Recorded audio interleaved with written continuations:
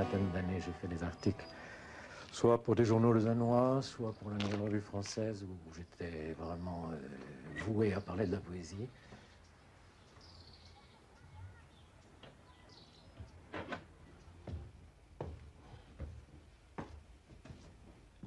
Ça touche aujourd'hui si peu de monde, et ça m'a toujours agacé, non pas pour moi, non pas à cause de ce que je faisais, mais simplement parce que je me disais c'est dommage pour les gens qui se privent de tant de trésors, de richesses qu'il y a non seulement dans la poésie européenne, même simplement en se limitant à la poésie française. Qu'est-ce qui se passe pour que l'abord de la poésie soit si difficile apparemment, alors que, en fin de compte, il y a évidemment dans la poésie moderne des auteurs difficiles à lire, il y a des poètes hermétiques, mais il s'en faut beaucoup que ce soit tous les poètes d'aujourd'hui. À propos de Fleur de Cognacier, qui peut m'avoir tendu cela comme je passais? Qui a deviné que sous mes dehors convenables, je n'étais peut-être qu'un mendiant, que je pouvais avoir soif? Mais je ne crois pas qu'il y eût une main derrière cette coupe, et c'est là tout le mystère. Aucune servante, cette fois, se tenant discrètement dans l'angle le plus sombre de la salle, ni même changée en arbre, comme qui le fit pour échapper à l'avidité d'un dieu. Comme si ce n'était plus nécessaire à présent, ou que ce ne l'eût plus été du moins ce jour-là, en ce lieu-là, et que la servante fût dans votre cœur. Quand je suis arrivé à Paris en 1946, donc à l'âge de 21 ans, j'ai fait quelques tentatives parce que quelquefois, ce que la poésie a de, disons, d'excessivement lyrique ou d'apparemment détaché du réel m'agaçait, et j'avais envie de fixer mon regard d'une manière plus précise sur les choses qui m'entouraient, sur les choses quotidiennes, par une sorte d'exercice presque d'anti-lyrisme. Et j'ai peut-être été tenté à ce moment-là d'écrire des textes de prose qui fussent même des récits ou des descriptions. Et dans le petit livre italien, par exemple, que je viens de publier, où il y a des textes très anciens, il y a au fond des textes qui sont comme des fragments de récits, mais ça a été une période brève et qui n'est jamais revenue dans ma vie. Et j'ai très vite compris que c'était vraiment le langage de la poésie qui était le mien, sans la moindre idée de le mettre au-dessus du langage des grands prosateurs, bien entendu. Alors aujourd'hui, vous avez 65 ans, vous êtes reconnu unanimement comme un poète, et même comme un poète majeur de ce temps. Est-ce que vous savez ce qu'est la poésie, ou du moins votre poésie?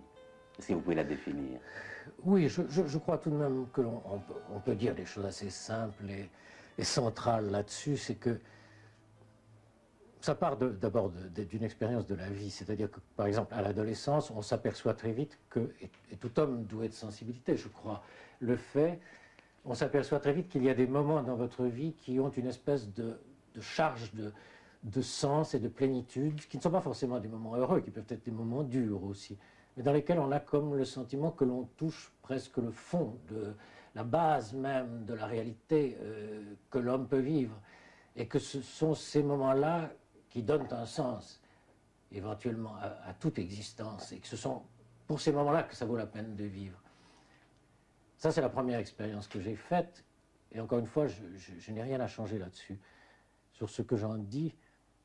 Mais la seconde, c'est que je me suis aperçu très tôt que, contrairement à ce qui est l'opinion courante, à savoir que la poésie et les poètes sont des gens qui sont dans les nuages et qui, au fond, tournent le dos au réel, c'était le langage des poètes que je lisais qui cernait le plus exactement ces moments-là, ces moments qui étaient donc des moments d'une espèce de plénitude et de densité plus grande que les autres. Et que chez Baudelaire, par exemple, je trouvais la traduction la plus exacte de quelques-unes des expériences les plus fortes qu'un homme puisse faire dans sa vie. C'est Jean Starobinski qui dit à votre sujet, qui parle d'une parole loyale, dit-il. C'est-à-dire une parole vraie, une parole qui dit juste, un grand souci, une grande exigence de précision et d'exactitude.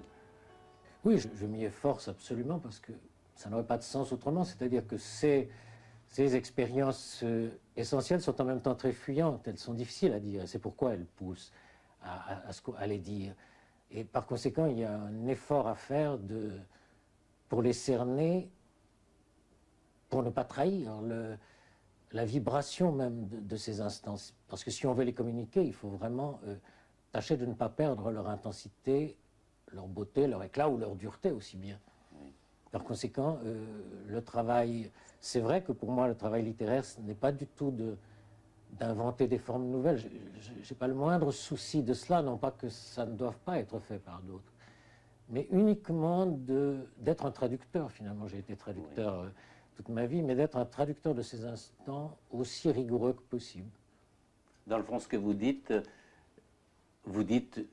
la poésie précède le poète, elle peut même se passer du poète, le poète ne vient qu'après coup pour essayer de la traduire. Ce qui fait naître la poésie se passe antérieurement et je ne peux pas imaginer écrire un poème, même des proses, enfin s'il n'y a pas avant, et d'abord cette émotion qui pousse à écrire, à la fois pour la garder, et puis pour la cerner mieux et pour essayer de la comprendre aussi. Alors j'ai un peu l'impression que vous êtes une espèce de trappeur. Vous guettez, vous êtes à l'affût des traces et vous suivez ces traces qui sont parfois très, très imperceptibles ou très, très subtiles. Et que finalement, le poète, c'est d'abord il traque d'abord comme un trappeur. On serait tenté peut-être de traquer, si on traque trop. Je veux dire, par exemple, tout bêtement, si on se promène avec l'idée que l'on va chercher de la poésie ou des rencontres ou des émotions, on est sûr qu'il n'y en aura pas. Je veux dire qu'il faut que les choses en même temps vous surprennent et il faut... Ça, c'est une chose que j'ai apprise avec le temps. L'idée qu'avait eue Patrice de La Tour du Pin, par exemple, de la vie recluse en poésie, on ne parle plus beaucoup de lui, mais enfin, il a été célèbre après la guerre. Cette idée qu'il fallait vivre un peu comme un moine et méditer et attendre me paraît fausse. En réalité, je crois qu'il faut penser à d'autres choses, de préférence, s'occuper d'autres choses, peut-être aller plutôt chercher des champignons, par exemple, ou quelque chose comme ça. Et c'est à ce moment-là qu'on a chance que ces surprises et ces rencontres se produisent. Si on les traque trop, elles vous échappent.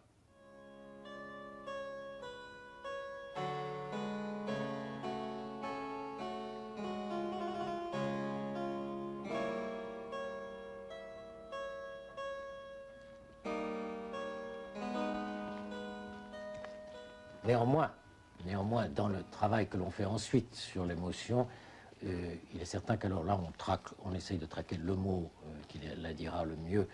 Et dans la réflexion aussi, on essaye de comprendre ce que signifient ces traces. Parce que les traces, en effet, je les ressens. Je ressens toutes ces choses comme les traces d'un passage mystérieux, mais en même temps comme essentiel pour moi.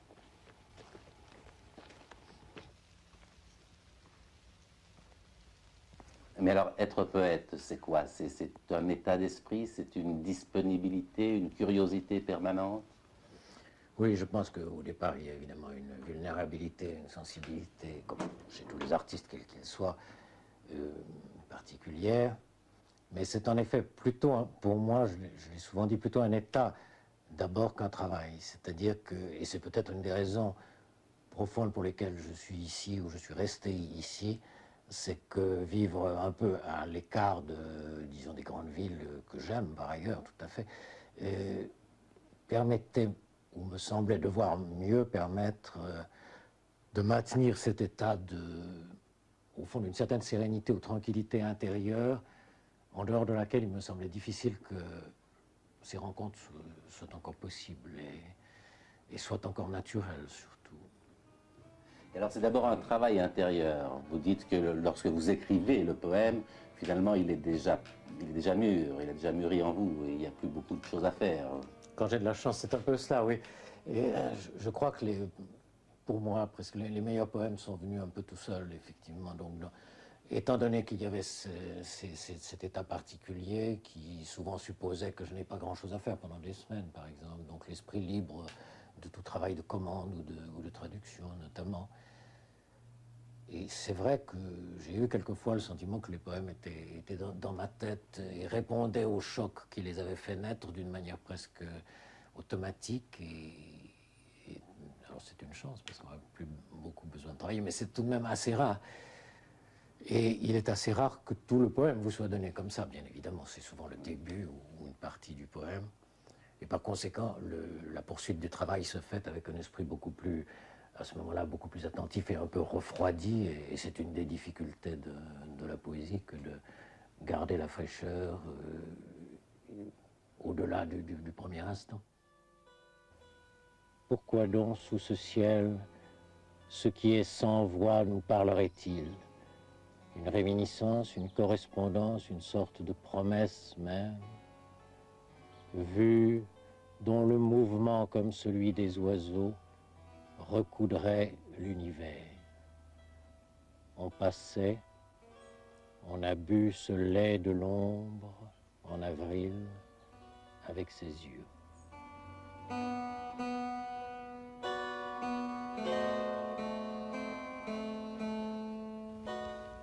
Et alors, Grignan et cette région de la Drôme, où vous vivez depuis 1953, on peut dire que c'est le creuset de votre poésie, ou pas forcément?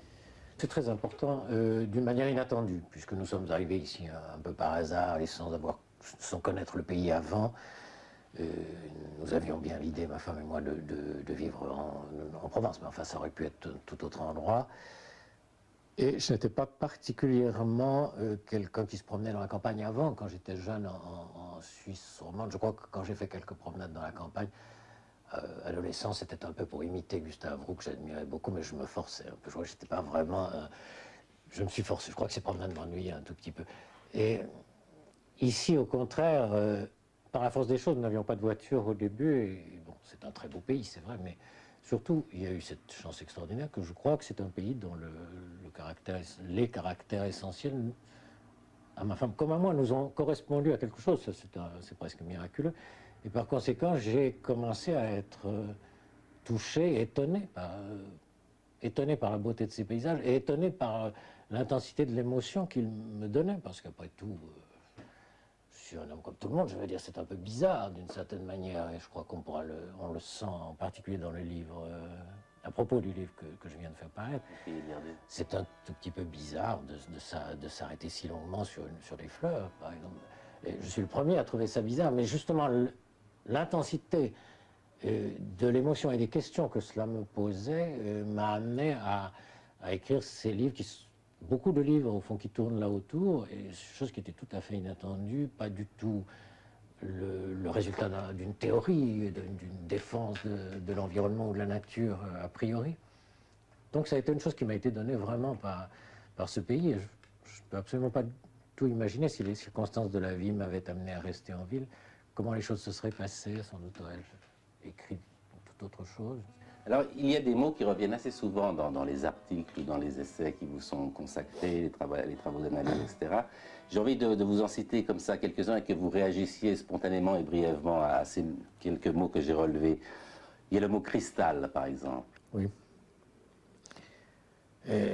Oui, alors je crois, je me souviens que dans mon second livre que j'ai rayé de la liste de mes livres parus, c'est le Requiem qui avait paru chez Mermont, parce que je trouve tout simplement que c'est un livre raté, c'est pas qu'il soit scandaleux, en tout cas pour le moment. Il y avait déjà à ce moment-là, il y avait une espèce il y a le mot cristal qui revient souvent. C'est un livre qui m'avait été inspiré par des photographies d'otages fusillés torturés dans le Vercors. C'était donc juste à la fin de la guerre. Et c'est une réaction d'un très jeune homme à qui ça aurait pu arriver finalement, d'horreur devant cela. Et en même temps, j'opposais à cela, si vous voulez, l'idée d'un... C'est en quoi le livre est raté, c'est que c'était une réflexion métaphysique que j'étais tout à fait incapable de faire.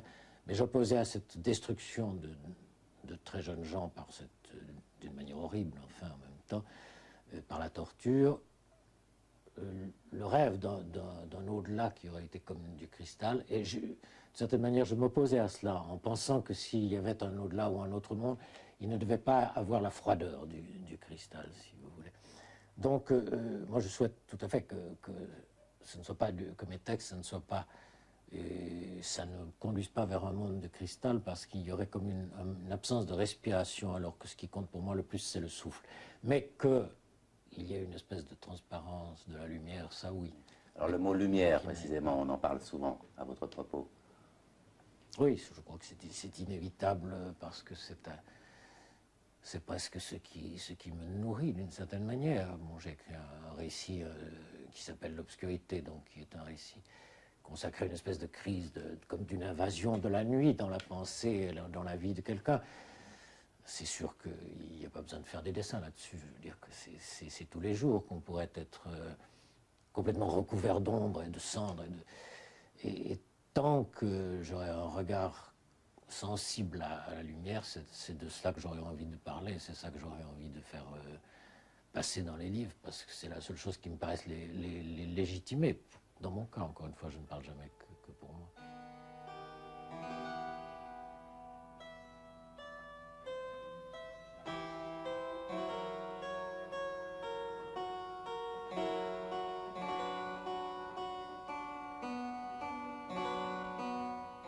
Source. Oui, ça c'est bien sûr que la pensée même de la source, je crois pour tout esprit, c'est l'image même de la fraîcheur du commencement dans ce qu'il a de plus désaltérant, de plus émerveillant, c'est une des choses les plus belles du monde. Et justement dans ces rencontres que l'on fait parfois dans les paysages, dans les promenades, à l'intérieur de mes livres, si je réfléchis à l'émotion qui me vient à ce propos, c'est souvent en me disant que ces moments nous rapprochent de quelque chose qui serait comme le tout commencement de la vie, ou c'est lié à l'aube aussi. L'aube est quelque chose du même ordre, qui recommence tous les jours, mais on n'est pas tous les jours disponible pour en être touché. C'est vraiment... oui, c'est vraiment ce qui peut peut-être étancher la soif la plus profonde de l'homme. C'est un mot que je n'aurais peut-être pas prononcé, que je n'ai peut-être jamais écrit dans mes premiers livres. Disons que je suis peut-être content de pouvoir qu'il vienne sous ma plume. Ça n'est pas non plus l'effet, encore une fois, d'une doctrine ou d'une décision. Mais c'est vrai que, réflexion faite, puisque je puis avoir une vue malheureusement un peu rétrospective, tous ces instants qui m'ont été donnés, avec beaucoup d'autres dont la poésie ne parle pas, bien sûr, et les livres ne parlent pas, me sont apparus à un moment donné comme des fragments, ce que j'écris dans le début du Cerisier, comme des fragments d'une joie qui ne serait plus pour nous aujourd'hui ce qu'elle a pu être dans des époques plus équilibrées, plus harmonieuses, ou des périodes de... Disons, je pense à l'œuvre de Bach. Enfin, on a vraiment l'impression dans l'œuvre de Bach, du fait de son intégration dans une harmonie générale, puisque c'était un homme dont tout laisse à penser qu'il était croyant, et enfin, donc il était dans un ordre, il était installé dans un ordre, et du coup, il a pu faire chanter cet ordre de la manière la plus magnifique qui soit. Alors là, on peut parler de joie au sens plein. On a vraiment l'impression que dans le monde moderne, on n'a plus que des débris de cela. Mais si des débris demeurent, et je crois que c'est précisément ce que la poésie recueille, tant bien que mal, quelquefois maladroitement, et pas forcément uniquement les très grands poètes, mais même des poètes plus modestes, mais s'ils parlent juste, ils peuvent recueillir ces fragments de lumière, enfin, et qui sont en effet quelque chose comme le souvenir, la trace d'une espèce de grand soleil initial. Enfin, tout ça est très aventureux, mais bon, on peut... Je crois que j'ai le droit de dire ça. Enfin, je pense que je ne parle pas tout à fait en l'air. Mais... Alors le dernier mot, celui auquel nul n'échappe, nul ne peut échapper, c'est le mot mort. Oui. Et je n'y ai peut-être pas assez échappé dans... Mais ça, je crois que c'est très souvent que les jeunes poètes parlent de vieillissement et de mort un peu trop. Et alors qu'elle est encore très loin, ces choses-là sont encore loin d'eux. Et avec le temps, on devient un peu plus discret dans l'usage de toute façon des grands mots. Bon, mais enfin, cela dit, c'est l'expérience en même temps qui nous fait hommes d'une certaine manière, et contre laquelle la poésie se dresse au fond. Et moi, j'ai essayé de... Il m'a semblé justement que pour la poésie, que la poésie ne soit pas ce qu'elle est pour tant de gens, c'est-à-dire cette fuite loin du réel, il fallait qu'elle soit capable d'affronter parfois la mort dans ce qu'elle a de plus brutal, dégoûtant, enfin, ce que j'ai essayé de faire parfois. Vous êtes sensible aux lumières, au rythme du temps, au rythme des saisons. Là, on est en automne. Vous-même, vous vous considérez à l'automne de votre vie. Est-ce que quand vous sortez en ce moment dans votre environnement, dans vos paysages habituels, est-ce que vous êtes en parfaite harmonie avec ces paysages? Ben, je crois justement pas tellement. Je veux dire, c'est une chose, je crois que ça apparaît dans ce livre-là, c'est-à-dire que peut-être je serai de moins en moins mélancolique. d'une certaine manière. J'aurais plutôt été mélancolique et automnal jeune que je ne le suis aujourd'hui. Ou disons, quand tout le monde a ces moments de désespoir, ou bien entendu, et encore une fois, on n'en sait que trop les raisons. Mais alors, je les laisse vraiment à l'intérieur. Je trouve que ça n'a pas à être communiqué. Mais j'ai plutôt l'impression que dans tous les derniers textes que j'ai écrits, il y aurait presque plus de sérénité et aussi même plus de liberté dans l'usage de dire les choses qu'autrefois. J'ai moins de scrupules, par exemple, à être lyrique que je ne l'ai été à certains moments. Ça, je trouve que c'est plutôt un bénéfice de l'âge.